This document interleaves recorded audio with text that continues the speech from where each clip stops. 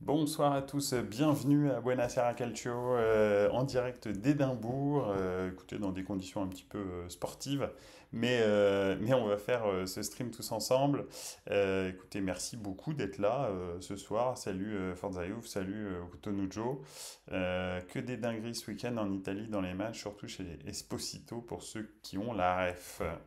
Écoute, non, mais n'hésite pas à l'expliquer. Malheureusement, j'ai pas pu. Ouais, en contre-plongée pour des raisons techniques. On vous expliquera, je vous expliquerai pourquoi dans le off, on va dire. Donc, oui. Donc ce soir, on va aborder trois sujets rapidement. Alors, bien sûr, Manchester City, le triplé, les adieux à Silvio Berlusconi qui nous a quittés.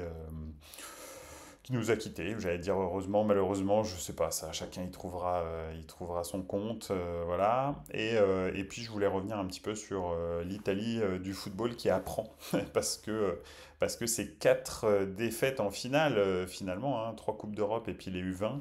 Donc oui, effectivement, les Esposito, tu en avais un qui jouait pour la Spezia, un autre pour Bari et l'autre en finale hier soir en U20, mort de rire, c'est des vrais chats noirs. Oui, effectivement, ça fait beaucoup, ça fait beaucoup de défaites. Donc voilà, bah écoutez, on va déjà commencer par bien sûr la priorité, hein, Manchester City. Manchester City, le triplé historique de cette équipe de Manchester City qui a battu 1-0, j'allais dire péniblement, l'Inter.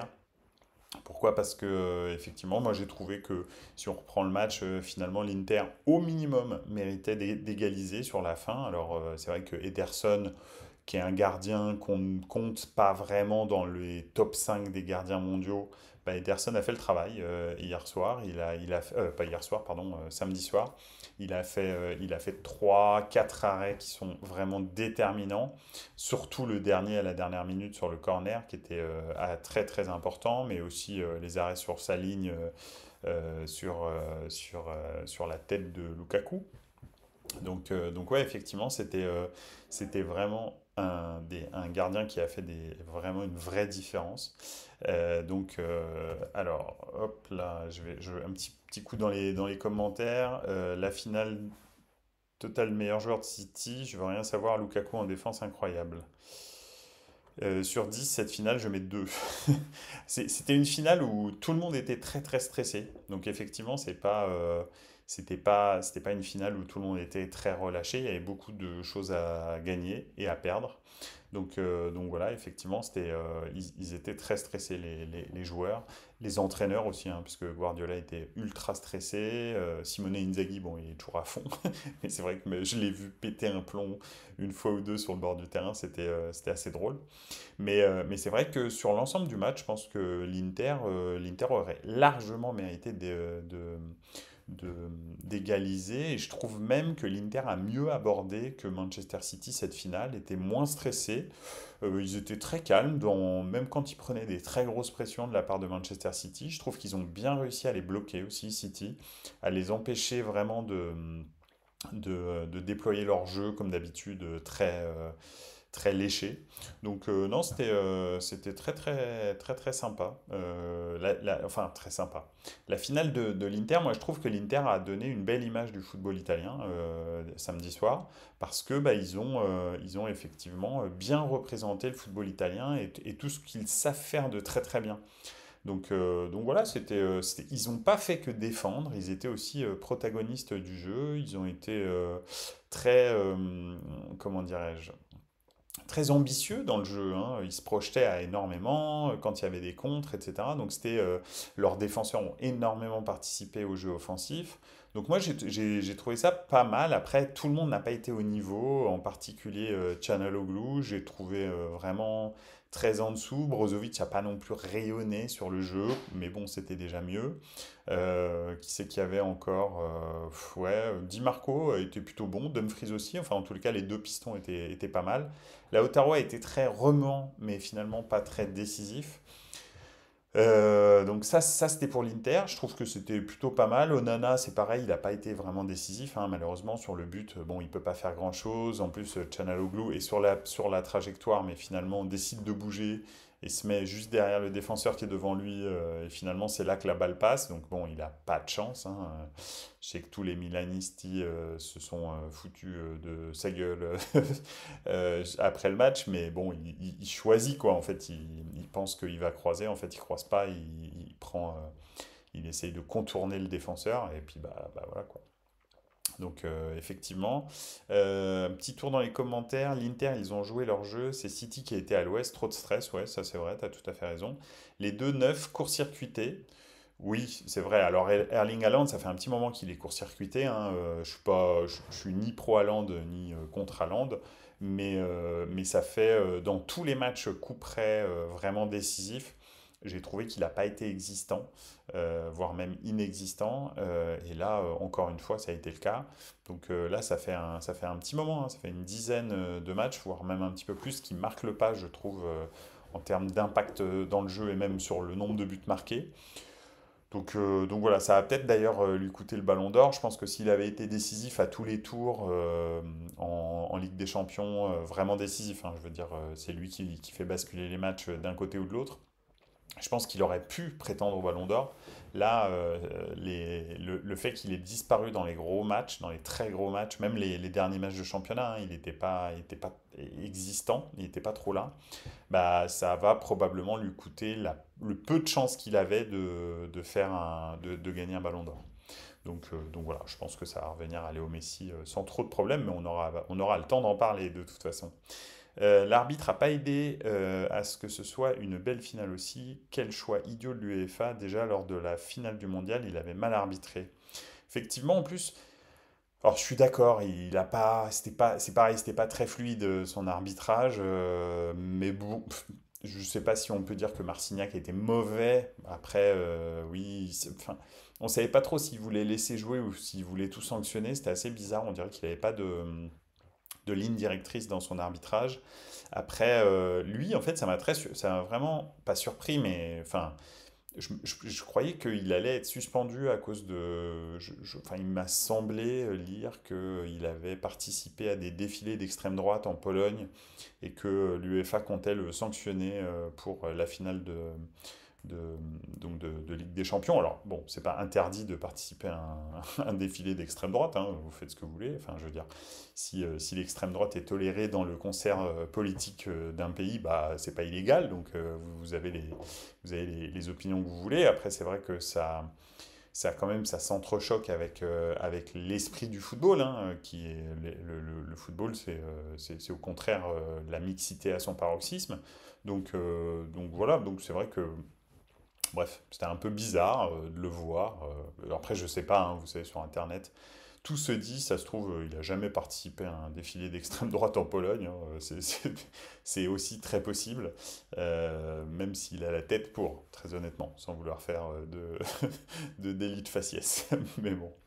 Bref, voilà, en tous les cas, je trouve que l'Inter effectivement a été au niveau et je trouve que l'Inter n'a pas du tout dénoté dans cette finale. Je trouve même que c'est eux qui ont fait la meilleure finale, mais un petit peu comme la Fiorentina, un petit peu comme la Roma. Donc on va en parler à la fin, mais les trois équipes italiennes ont quasi dominé les finales, ou en tous les cas été le plus dangereux.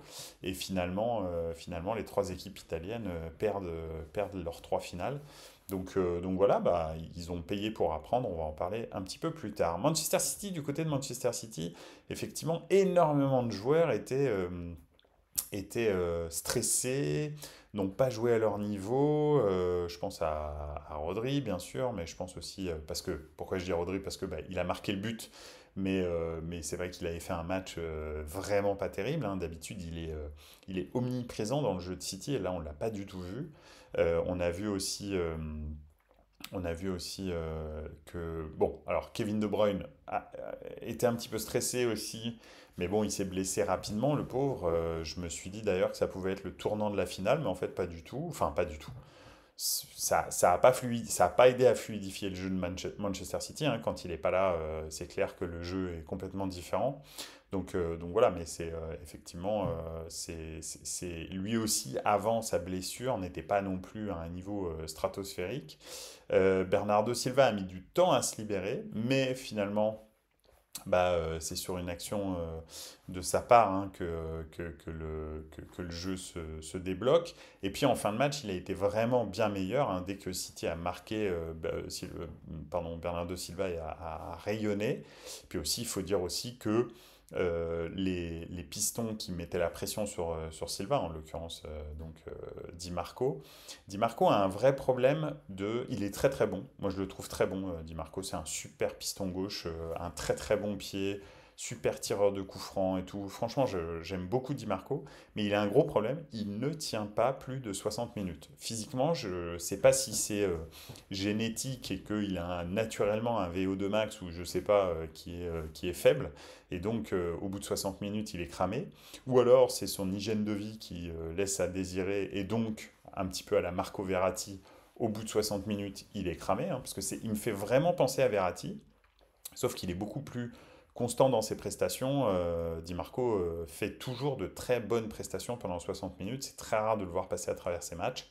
Il apporte énormément, il dédouble énormément. Après, il a un rôle qui est beaucoup plus, comment dirais-je, euh, on va dire, j'allais dire demandeur, mais c'est pas ça. Bon, bref, exigeant, pardon, voilà, ça y est, j'ai trouvé mon mot. Exigeant que le rôle de Marco Verratti. Marco Verratti court beaucoup, hein, enfin, un milieu de terrain, ça court beaucoup, mais ça court beaucoup à une vitesse modérée. Un piston ou un latéral, en général, lui fait des courses à haute intensité, très souvent répétées. Donc, c'est clair que c'est beaucoup plus fatigant que ça, et que c'est clair que déjà durer 60 minutes, c'est pas mal. Maintenant, on voit des pistons qui durent 90 minutes et qui, à la 94e minute, font encore un appel en courant à 100 mètres en moins de 12 secondes, hein. Donc, ça, on peut le faire. Alors, est-ce qu'ils boivent tous de l'eau? Ça, je ne sais pas exactement, mais en tous les cas, on peut le faire. Donc et voilà. Di Marco, malheureusement, est un petit peu, pas trop de caisse. Et c'est vrai que dès qu'il s'est éteint, Bernardo Silva en a vraiment profité. D'ailleurs, il a été remplacé assez rapidement. Donc voilà, parce que par Gossens, en l'occurrence. Donc voilà. Par contre, le choix de Guardiola de mettre Foden à la place de KDB, quel choix pourri. J'aurais mis un Mahrez ou Alvarez à la place. Foden a tout loupé. Il a tout loupé, c'est vrai, je suis d'accord avec toi, mais en revanche, il s'est créé beaucoup d'occasions. Enfin, il a fait les bons appels et tout. Alors, dans le dernier geste, c'est vrai qu'il n'a pas été très heureux, hein, on l'a vu. Après, il faut dire aussi que Onana fait les bonnes sorties, anticipe pas mal, etc. Mais c'est vrai que Foden n'a pas été inspiré dans le dernier geste. En revanche, il s'est créé de très belles occasions, il s'est mis dans des situations très très intéressantes. Donc, c'était pas complètement négatif, je trouve, ce que Foden a fait. Mais c'est vrai que c'était pas non plus ultra décisif. Donc voilà. Après, oui, je pense que j'aurais plus mis un Alvarez qui est un petit peu comme Foden, un joueur qui a beaucoup plus de coffres pour faire du box-to-box, pour défendre aussi, pour avoir un très gros coffre pour défendre et aussi attaquer. Mahrez, c'est un petit peu, je pense que Guardiola l'aurait fait rentrer si City avait été mené. Parce que lui, c'est vraiment un joueur qui fait des différences en un contre un, qui peut éliminer, qui est beaucoup plus décisif offensivement que Alvarez ou comment, même Foden, je trouve. Mais en revanche, Foden et Alvarez offrent beaucoup plus de repli défensif, etc. Donc, ouais, ouais, j'aurais plus mis Alvarez, effectivement, que Foden. Mais voilà, ça donne en fait, c'est des joueurs, je trouve, Foden et Alvarez, qui donnent énormément d'équilibre à Manchester City et à n'importe quelle équipe, hein, parce que c'était la même chose au Benfica pour Alvarez. C'est un vrai milieu box-to-box qui est très offensif et qui est très bon face au goal, mais qui a aussi la capacité à aller récupérer des ballons dans les pieds. Donc voilà, donc non, franchement, c'est vraiment un très bon joueur, hein. C'est une très bonne pioche. Alors ils l'ont payé très très cher, plus de 100 millions d'euros, mais c'est une très bonne pioche. Donc c'est pas comme si c'est pas comme, je sais pas, Eden Hazard par exemple, qui est une très mauvaise pioche et qui, je pense, est le transfert le plus gros flop de l'histoire des transferts, je pense. Je vois pas d'autres transferts plus floppés que ça, parce que même Neymar, on va dire, a emmené quand même le PSG en finale de Ligue des Champions et finalement ils perdent contre le Bayern de très peu. Et c'est clairement Neymar qui fait la différence en quart, en demi et qui a failli la faire en finale d'ailleurs. Donc Neymar, même si on peut le critiquer, hein, vous savez que je le porte pas dans mon cœur, mais en 2019, il était vraiment à très très très haut niveau lors du Final 8. Donc voilà, je pense que on change de sujet, mais je pense que Hazard est le plus gros flop des transferts de l'histoire, je pense, parce que c'est celui qui a coûté le plus cher pour une seule année de contrat. Hein. Je ne sais pas si vous vous souvenez, mais Chelsea, il avait plus qu'une année de contrat. Le Real le recrute pour 110 millions d'euros et il a terminé sa carrière au Real avec 76 matchs et 17 buts. Je ne sais pas si vous vous rendez compte. C'est c'est famélique en 5 ans. C'est ça le problème. C'est pas trop les 76 matchs et 17 buts. Hein. Si c'est en 2 saisons, pourquoi pas, ça peut être intéressant. Mais le problème, c'est que c'est en 5 ans. Donc c'est un gros problème. Coutinho au Barça, c'est pas mal non plus dans les flops. C'est vrai, t'as raison. Mais Coutinho pouvait jouer au foot. Eden Hazard ne jouait même pas tellement il était blessé. Donc ça, c'est quand même c'est le summum, je pense. Par contre, les vidéos de Grealish célébrer le titre que je vois sur Twitter, c'est un bon gars, il est en pleine forme. Ah oui, bon, il avait dit, hein, une minute après, il était déjà en train de boire une bière dans le vestiaire, et là, il est parti pour une semaine de fête. Hein. Lui, c'est le stéréotype de l'anglais de l'anglais de base. Je pense qu'il va boire pendant 3 semaines hein, d'affilée, ça c'est clair. Le lendemain de la finale, il avait toujours pas retiré son maillot de foot. Hein. Je sais pas si vous avez vu les vidéos, il avait toujours le maillot de la finale, il s'était toujours pas changé. Il n'avait pas dormi, bref, il avait toujours le même maillot. Donc, ni les chaussettes. Ouais, effectivement, il avait aussi les chaussettes. Torres à Chelsea, non, Torres à Chelsea marque des buts. Sheva à Chelsea aussi, c'est la même chose. Tout ça, c'est beaucoup moins cher. 110 millions d'euros, 110 millions d'euros, hein. Faut remettre dans le truc. Hein. Lukaku à Chelsea, c'est vrai que c'est vrai, mais Lukaku, ils ont eu la bonne idée de le prêter, etc. Eden Hazard, il est resté 5 ans au Real, il a rien fait, quoi. Donc Lukaku, il a retrouvé quand même son niveau à l'Inter. Là, je l'ai vu descendre de l'avion, il marche pas droit le Grealish. Bah oui, c'est normal, c'est clair. Ça fait 3 jours qu'il boit non-stop. Donc, c'est totalement normal. Euh, oui, donc, à part ça, effectivement, Manchester City, bon, Stones a fait un bon match. Qu'est-ce qu'il y a eu encore? Moi, j'ai trouvé Diaz très très fort dans ce match-là, parce qu'il a su contrôler la puissance de Lukaku, la puissance de Dzeko, la puissance de Lautaro, la vitesse de Lautaro, l'explosivité de Lautaro Martinez. Moi, je trouve que ça a été le meilleur défenseur du match. Il a été très très bon avec Acerbi. Acerbi, je trouve, il a fait un match incroyable sur Erling Haaland. C'est incroyable, il l'a éteint, franchement. Acerbi, quand il était à la Lazio, à la fin, il jouait plus. Il a été recruté par l'Inter un peu comme remplaçant, un peu de luxe. Finalement, comment Skriniar s'est blessé et puis sa signature au Paris Saint-Germain a fait en sorte que finalement il est un peu sorti de l'équipe et il est devenu titulaire indiscutable dans cette équipe et c'est le patron de la défense. Il est incroyable. Franchement, il fait une saison incroyable à Cherby. Hein. Moi, je l'ai trouvé fantastique. Mais Diaz, a fait un super match. Bon, on sait que c'est un excellent défenseur.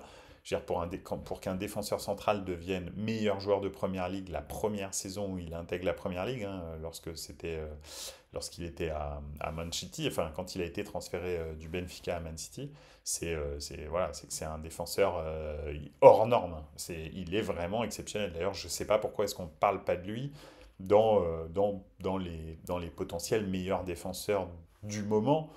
Pour moi, en défenseur central, à l'heure actuelle, c'est probablement le meilleur, je pense. Il a tout, quoi. Un jeu de tête fantastique, il a une super relance, il est vif, il est rapide, il est costaud, il a une qualité de tacle très très bonne, il anticipe les placements, les déplacements. Honnêtement, il a stabilisé Chelsea, pardon, Man City, alors que Man City a dépensé des centaines de millions d'euros sur des défenseurs. C'était le festival de la trompette. Donc enfin, avec Diaz, ils ont réussi à en prendre un extraordinaire. Et peu importe qui vous le mettez à côté, tant que Diaz est sur le terrain, la défense de City est très très forte. Donc voilà, dès qu'il n'est pas là, en revanche, attention, porte ouverte, c'est parti. Donc voilà. Okutunujo, Chelsea, le vortex des neufs. Oui, effectivement, c'est vrai, il les absorbe, Chelsea. Fordayouf qui dit Rodri, surtout super match. D'ailleurs, Guardiola, il n'a pas fait la même bêtise que lors de la finale contre Chelsea où il n'avait pas fait jouer Rodri. Ouais, absolument, hein. Là, ça, c'était ça qui avait signé l'arrêt de mort de Man City qui était en pleine bourre quand ils ont rencontré Chelsea en finale de Ligue des Champions. Ils ont retiré en fait la clé de voûte du système défensif et offensif de Man City. Et résultat, ils ont perdu 1-0 parce qu'ils se sont fait trouer au milieu. Je ne sais pas si vous vous souvenez, Kai Havertz a eu plusieurs occasions, dont une qu'il met, mais plusieurs occasions au milieu où ça s'ouvre complètement la défense de Manchester City parce que Rodri n'est pas là pour combler ces trous-là en fait. Lors de la saison 2020-2021, Diaz, il avait été élu joueur de la saison, absolument, en première ligue, ce qui est incroyable, hein, qu'un défenseur central soit élu, c'est ce que je disais, joueur de la saison, c'est incroyable. Bref, en tous les cas, Manchester City fait le triplé. C'est la deuxième équipe en Angleterre qui fait le triplé. C'est aussi la deuxième équipe de Manchester qui fait le triplé. Donc c'est incroyable densité à Manchester, dans cette ville du nord de l'Angleterre, même dans cette partie de l'Angleterre, hein, parce que Liverpool est à peu près à 1 heure de Manchester en voiture, et vous avez les deux clubs qui ont le plus de titres en Première Ligue, Manchester United et Liverpool. Vous avez ensuite Manchester City, qui est le deuxième club de l'histoire de l'Angleterre, hein, d'ailleurs, à faire le triplé Coupe Championnat Champions League. Vous avez la première ville en Angleterre où vous avez deux vainqueurs de Ligue des Champions, donc Manchester United et Manchester City. Et en face de l'autre côté, vous avez le recordman, donc à 1 heure de voiture, encore une fois, à Liverpool, le recordman du nombre de Ligue des Champions en Angleterre, Liverpool, avec 6 Ligues des Champions. Donc c'est vraiment stratosphérique. Cet endroit-là, je ne sais pas ce qu'ils fabriquent dans cet endroit de l'Angleterre, ou ce qu'ils boivent, ou ce qu'ils mangent, je ne sais pas. Mais en tous les cas, c'est vraiment le cœur du football anglais qui se trouve là. Et Guardiola est le seul entraîneur à avoir fait 2 fois le triplé. Coupe, championnat, Ligue des Champions, qu'il avait déjà fait avec le FC Barcelone. Alors, il a attendu 12 ans pour regagner la Ligue des Champions et refaire ce triplé. Depuis 2011, hein, il n'avait pas gagné la Ligue des Champions. Mais bon, ça valait le coup d'attendre parce que c'est un triplé, encore une fois. Donc il a mis du temps, mais effectivement, c'est assez impressionnant quand même ce qu'il a fait. Même si je trouve quand même que, encore une fois, il n'a pas amené de sérénité à son équipe dans cette finale et que cette finale a encore été sur un fil pour Manchester City. Ça bascule cette fois-ci de leur côté, donc c'est bien, tant mieux, mais ça a failli aller dans l'autre sens, hein. Moi, je trouve que l'Inter avait toutes les armes pour les faire basculer, et il y avait pas mal de gens autour de moi qui prédisaient une rouste de Manchester City. Bah, en fait, ça s'est pas du tout passé comme ça. Donc moi, c'est ce que j'avais prédit. J'avais dit, s'il y a une équipe en Europe qui peut vraiment embêter Manchester City, c'est bien l'Inter. Et son 3-5-2, ultra bien rodé, fait pour subir, très très fort en transition. Donc voilà, et ça a failli marcher. Franchement, ça aurait été sportif. Heureusement qu'à City, ils avaient un super défenseur en la personne de Lukaku. Effectivement. C'est vrai que sur la tête de Di Marco, ouais. Mais bon, je suis pas sûr que Ederson l'arrête pas parce que la tête de Di Marco, elle est vraiment pas puissante. Elle est juste à côté de Ederson. Je sais pas. Je sais pas s'il l'arrête pas en voyant les images. Bref. Enfin voilà. Voilà un petit peu pour cette finale qui était le point d'orgue de la saison en club. Bah, on va plus trop commenter, on va même plus trop commenter de foot en live, hein, jusqu'au mois d'août. On va toutes les semaines, on va trouver un petit sujet, hein. Comme je vous le rappelle, Buenos Aires Calcio, ce sera tous les lundis pendant l'été, jusqu'à ce que la saison reprenne et on rebasculera sur 2 fois par semaine, le lundi et le jeudi. Donc on va traiter, probablement on va parler de mercato, bien entendu. On va aussi traiter de sujets transversaux dans le foot, que ce soit des sujets sociétaux, mais aussi des sujets d'actualité sur les compétitions, sur la nouvelle mouture de la Ligue des Champions, des nouvelles sur la Super League, je sais pas, bref, il y a plein plein de choses, peut-être un petit peu de tactique, le 3-5-2, la défense à 3 en général, etc., etc. Il y a pas mal de nouveaux mouvements dans le football, enfin nouveaux, des mouvements dans le football dont on n'a pas parlé encore dans Buenos Aires Calcio, donc on parlera de façon un petit peu plus transversale de sujets dans le foot. Euh, Okutonojo, son but manque de Lukaku. Ah, manqué, pardon. C'est scandaleux de sa part, oui, effectivement. Mais bon, après, il la met bien, il la prend bien, elle est forte. Et puis, bon, Ederson est sur la ligne. C'est vrai que s'il la croise un petit peu à gauche ou à droite, il y a but, c'est sûr. Il y a la Ligue des Nations cette semaine avec deux super matchs Croatie, Pays-Bas, mercredi et jeudi, Espagne, Italie. Alors, je dis pas que j'avoue que je suis quand même très très peu enclin à parler du football international. Je trouve la chute de niveau technique entre le football international et le football de club mais dramatique. C'est très compliqué pour moi de regarder les matchs internationaux. C'est vraiment d'un niveau technique ras des pâquerettes. Après, je dis pas que je vais pas en dire deux, trois mots, hein. Si vous avez envie qu'on en parle, on peut tout à fait en parler. Mais le Espagne-Italie me fait déjà très très peur. Quoique c'est le premier match de Martinez, peut-être. Enfin, le premier match officiel, je pense, de compétition, quoi, de Martinez. Ça peut être marrant à voir. Et Croatie-Pays-Bas, ouais. Ouais, ça peut être pas mal. Mais la Croatie n'est pas non plus une équipe fofolle à avoir joué, hein. C'est plutôt une équipe de penalty, quoi. Si vous voyez ce que je veux dire. Bref. On passe à Silvio. Je voulais saluer Berlusconi, en tous les cas parler de la mort de Silvio Berlusconi. Pourquoi? Parce que bah, ça a été un très très grand, comment dirais-je, bah, président de l'AC Milan, le plus grand probablement avec San Siro, mais Berlusconi a eu beaucoup plus de succès que San Siro. Alors, le Milan était un grand club avant que Silvio Berlusconi le prenne, mais c'était un club aussi qui avait des difficultés, hein. Dans les années 80, le Milan a connu la série B. Quand Berlusconi arrive en 86-87, bah, le Milan est en série B enfin, vient de revenir en série A plus exactement. Et c'est vrai qu'en 88, Berlusconi fait passer le Milan dans la stratosphère en recrutant les trois stars hollandaises qui viennent de gagner l'Euro 88 avec les Pays-Bas contre l'URSS. Donc Van Basten, Ruud Gullit et Frank Rijkaard. Et il les fait débarquer en hélicoptère au centre d'entraînement du Milan, qui n'avait rien à voir avec le Milanello qu'on connaît maintenant. Et là, tout d'un coup, le Milan, qui est un grand club, devient, bah, en 10 ans, on va dire, à peu près, hein, oui, c'est ça, jusqu'à la fin des années 90, entre fin des années 80 jusqu'à fin des années 90, devient bah, le seul rival du Real Madrid comme plus grand club du monde. Pourquoi? Bah, parce que déjà, c'est le premier club depuis le Real qui gagne deux fois la Ligue des Champions d'affilée, 89 et 90. Et puis ensuite, ils enchaînent soit les finales, enfin ils sont quasi à tous les coups, soit en finale, soit vainqueurs de la compétition pendant quasi toutes les années 90. Donc ça devient un monstre le Milan. Et ce monstre en fait se pérennise. Dans les années 2000, il remet un coup de booster en réponse au galactique de Florentino Pérez.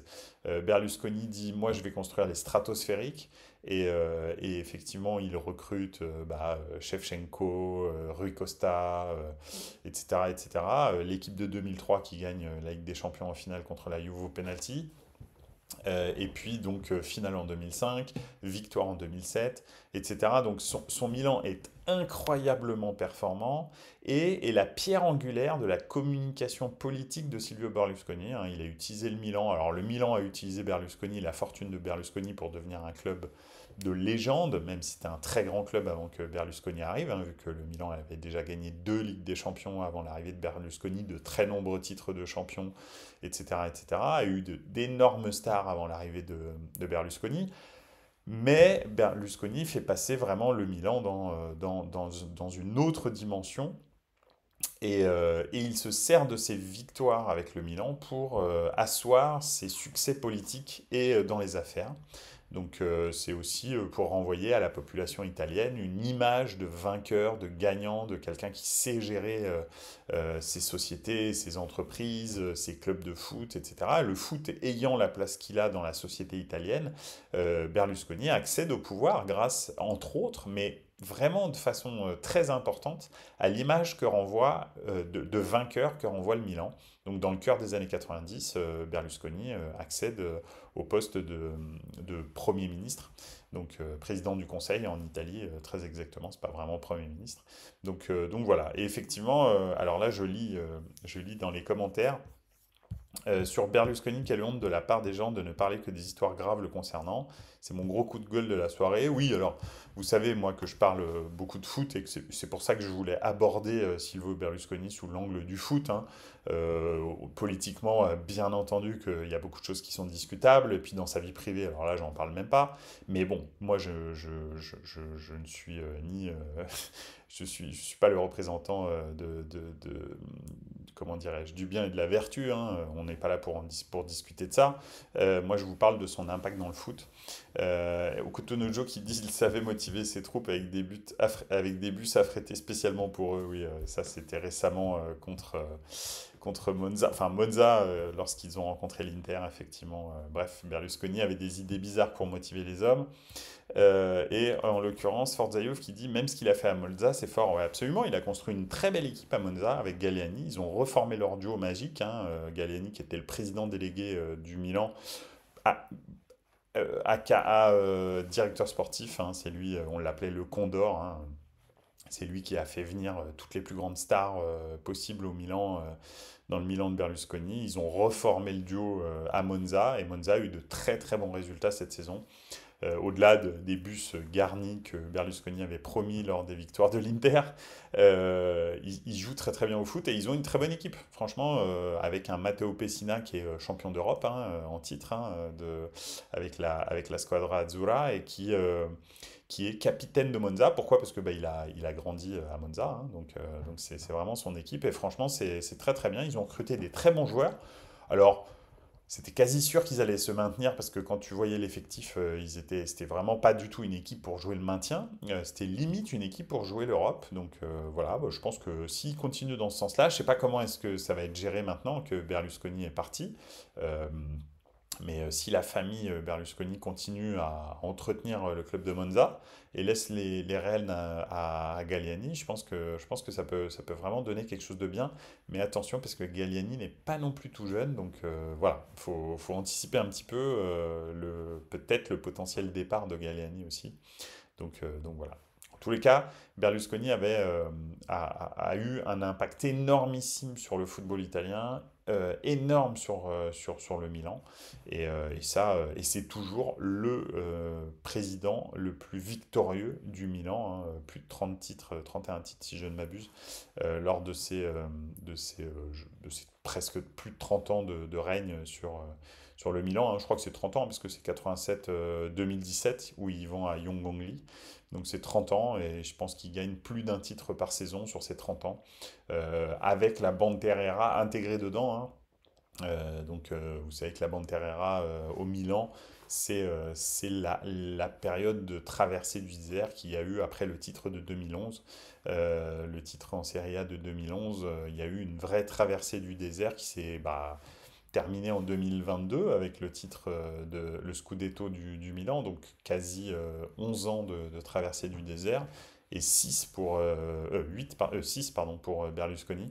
Donc voilà, même avec 6 années sans titre, quasi, hein, parce que je crois qu'il gagne une Super Coupe d'Europe quand même, une Super Coupe d'Italie, pardon, eh bien, il est de très loin le président le plus titré de l'histoire du Milan.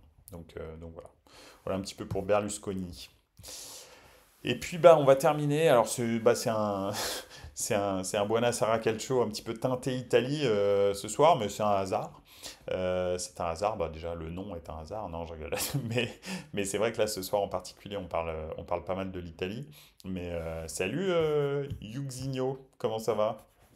Bienvenue, bienvenue, bienvenue. Je sais pas si c'est la première fois que tu parles dans le chat, bienvenue et ça me fait plaisir de t'accueillir. Donc, ce soir, ouais, donc je voulais parler aussi de l'Italie qui apprend. Pourquoi? Parce que c'est vrai qu'entre les trois finales de Coupe d'Europe et la finale des U20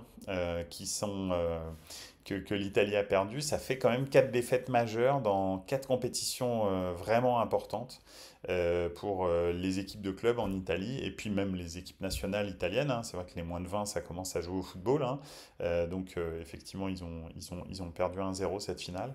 Euh, c'est, comment dire, l'Italie a traversé, elle aussi, hein, en même temps, probablement en même temps que le Milan, une espèce de bande terrera et une espèce de traversée du désert pendant très longtemps.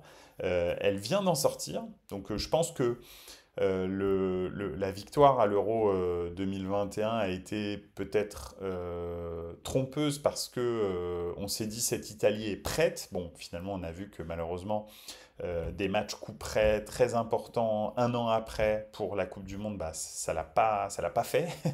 Donc voilà.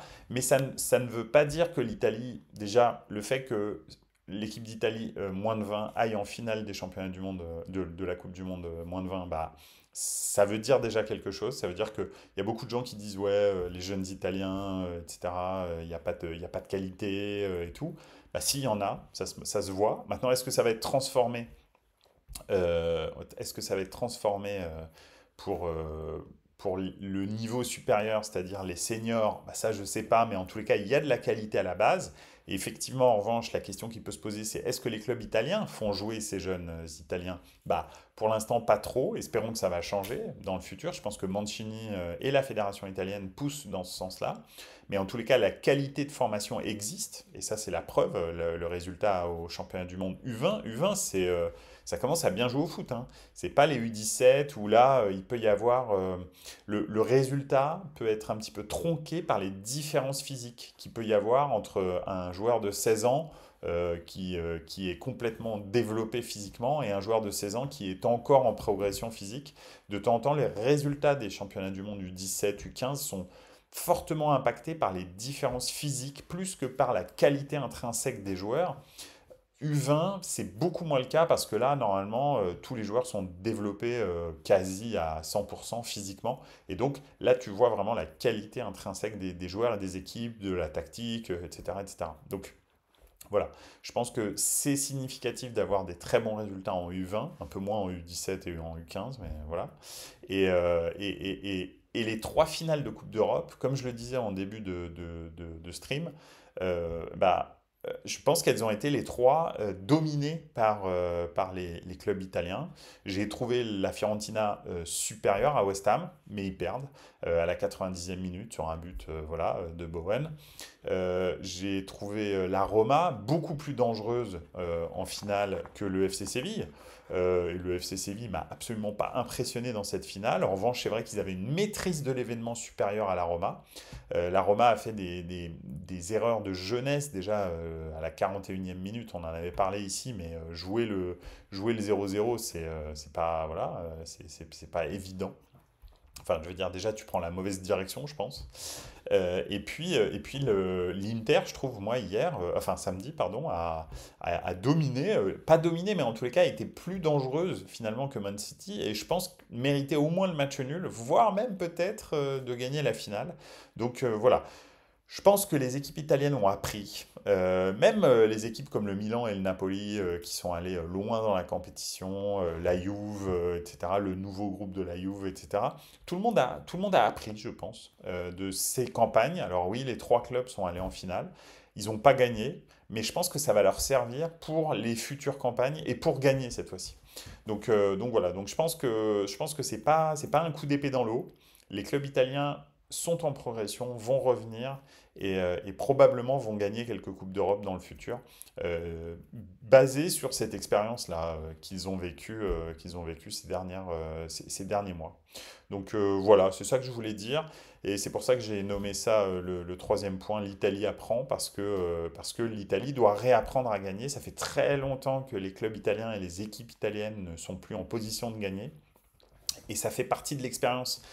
C'est très bien d'avoir un jeu ambitieux et d'aller jusqu'au bout des compétitions, c'est fantastique. Mais maintenant, après, comme on le dit, hein, une finale, ça se joue pas, une finale, ça se gagne.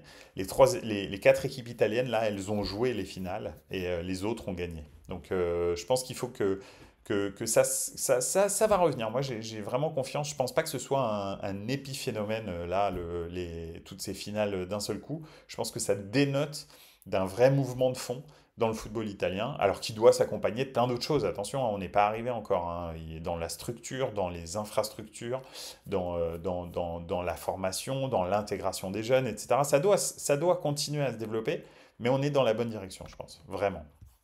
Je vais faire un petit dernier tour dans les commentaires avant de terminer ce stream, hein. Donc c'est la salade de Macédoine, dure à digérer, bah ouais, tu m'étonnes.